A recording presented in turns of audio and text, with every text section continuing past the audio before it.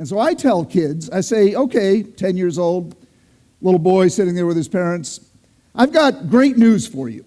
You've got an amazing brain. You've got a Ferrari engine for a brain. Your brain is one amazing, powerful engine. But you've got a problem. You've got bicycle brakes.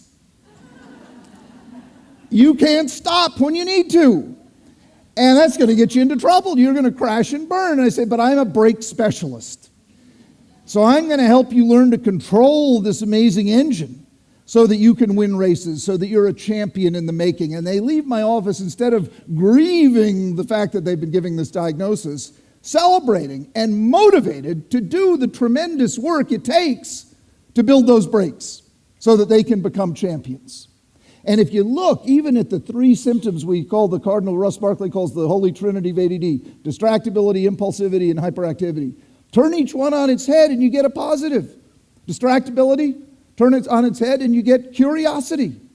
Impulsivity, that's bad, right? Turn it on its head, you get creativity. You can't be creative if you're not impulsive. You don't say, time for my creative thought, and lay it like an egg. Creativity depends upon disinhibition, depends upon spontaneity. And hyperactivity, believe me, when you get to be my age, I'm 61, I'm very glad I've got that, it's called energy, and so my job as the clinician is to turn these things, to help them control that massive brain power they've got so that they can be creative, they can be curious, they can be energetic, instead of being damaging, destructive, underachieving, and making a shambles out of their lives.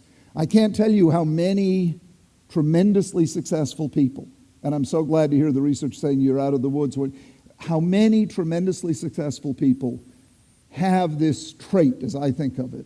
And I'll close with one quick anecdote. David Neeleman, the founder of JetBlue Airlines, has big-time ADD.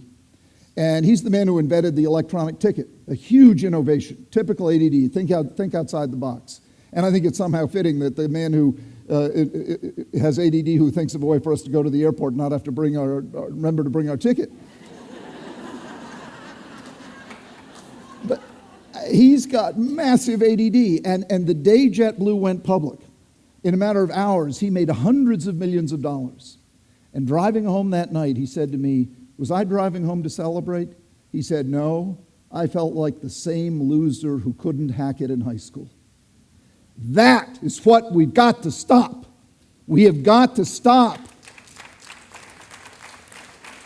the punishing negative energy that so often surrounds these kids, and instead say, look, you've got amazing talents that maybe don't get measured in a classroom, but boy, they'll be measured in life. As long as you don't acquire the real disabilities, which are shame and fear and loss of hope and giving up on yourself. That's what we need to do. We need to talk about unwrapping gifts, not simply treating disabilities. And to me, that's the breakthrough that I hope I have a hand in ushering forward.